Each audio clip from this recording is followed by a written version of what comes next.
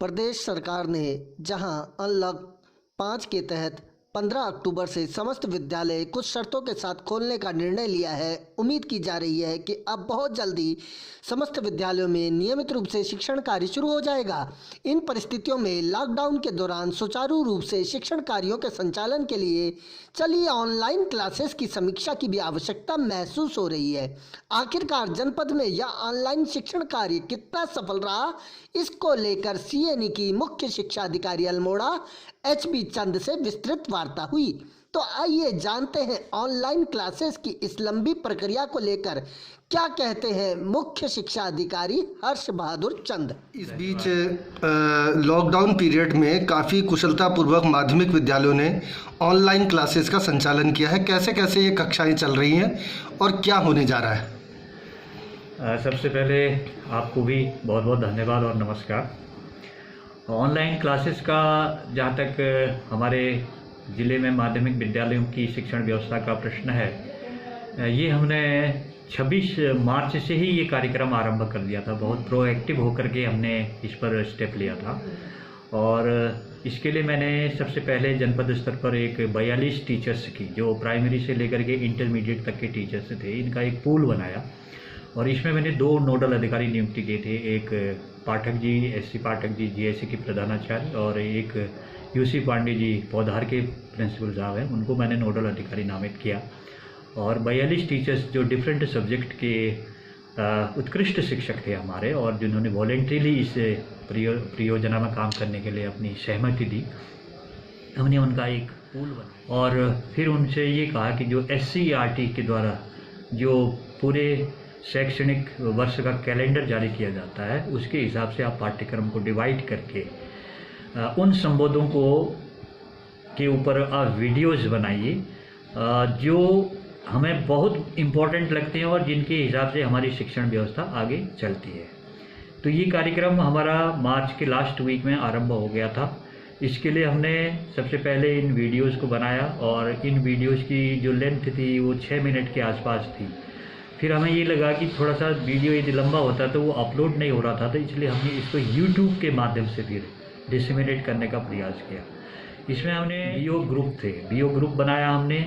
BO group में हम इन videos को देखते थे। BO ग्रुप से फिर हमने एक प्रिंसिपल ग्रुप बनाया। उस प्रिंसिपल ग्रुप में हमने इन वीडियोज़ को हमने ट्रांसफ़र करने का प्रयास किया और फिर प्रिंसिपल ग्रुप से ये अध्यापकों के माध्यम से, इंडिविजुअल टीचर्स के माध्यम से, सब्जेक्ट टीचर्स के माध्यम से, फिर जितने भी बच्चे थे हमारे, वहाँ तक इन वीडियोज़ को हमने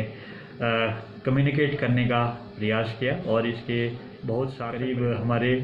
65 से लेकर के 75% तक बच्चे इन कार्यक्रमों से जुड़े और उनका इसमें फीडबैक भी हमको प्राप्त हुआ। ये वीडियोज़ न सिर्फ हमारे ज़िले के बच्चों तक ही गए, बल्कि ये अन्य बच्चे जो भी इन कार्यक्रमों से जुड़े,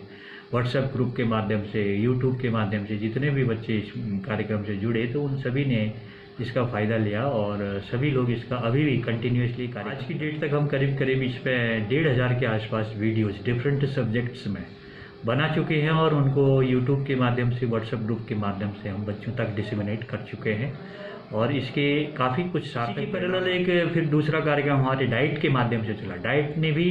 इन्हीं वीडियोज़ को सप्लीमेंट करते हुए, इन्हीं को रेक्टिफाई करते हुए, फिर अपने स्तर से उन्होंने भी अकॉर्डिंग टू द कैलेंडर ये काम किया और वर्कशीट भी इसमें बनाने की कोशिश की गई है। और वीडियोज़ के पैरेलल हम फिर वर्कशीट्स, जिसके माध्यम से बच्चे को एक चीज़ें मैनुअली पहुंच सकें, मैनुअली जा सकें और उनका फीडबैक लिया जा सके, तो ये कार्य हमने किया और ये कार्य हम कर रहे हैं। इसमें फिर डाइट के माध्यम से एक ऑनलाइन जो वो होता है, मूल्यांकन होता है, ये भी हमारे द्वारा पिछले महीने या इसी महीने के फर्स्ट वीक में ये कार्यक्रम भी संपादित किया गया है। इसमें सभी क्लास के बच्चों के, जो 5th क्लास के बच्चे हैं, 8th क्लास के बच्चे हैं, या इस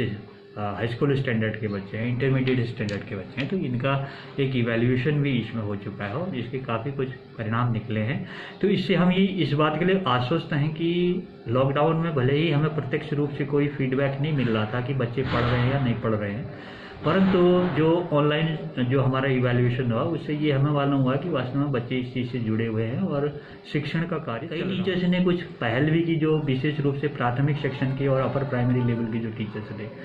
इन्होंने भी अपनी लोकेलिटी में जाकर के घर घर जाकर के भी इस बात का मूल्यांकन किया कि बच्चे इस कार्यक्रम से जुड़े रहे हैं या नहीं जुड़े हैं।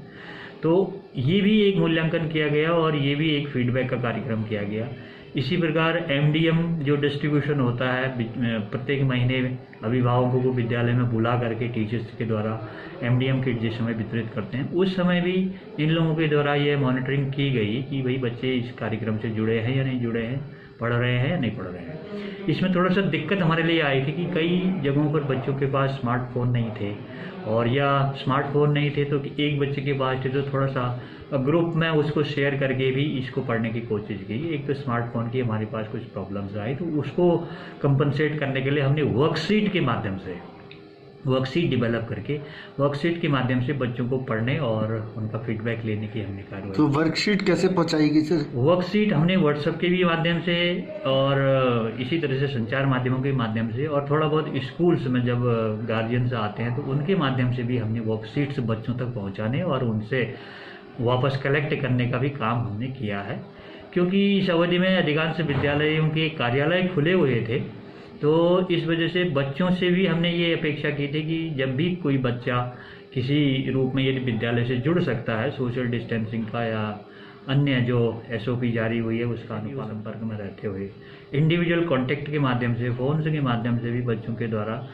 संपर्क स्थापित करते हुए अपनी पढ़ाई का कार्य जारी रखा गया। और हम ये नहीं कह सकते कि इस अवधि में कुछ नहीं हुआ। अब हम आशान्वित हैं कि यदि भविष्य में अब जैसा कहा जा रहा है कि हो सकता है 15 अक्टूबर के बाद विद्यालय खुलेंगे, तो हम आशान्वित हैं कि जो कुछ पढ़ाई का कार्यक्रम इलेक्ट्रॉनिक मोड में हमने किया है, तो यदि मैनुअली विद्यालय खुलते हैं तो फिर हम उसकी 1 हफ्ते के अंदर उसकी समीक्षा कर लेंगे, और उसमें यदि कहीं पर कोई कमी पेशी रह गई हो तो उसको कंपनसेट करने का हम प्रयास करेंगे। और कुल मिलाकर के हम होपफुल हैं कि इतना शिक्षण कार्य बाधित नहीं हुआ है, और जो कुछ भी बाधित हुआ है तो उसको हम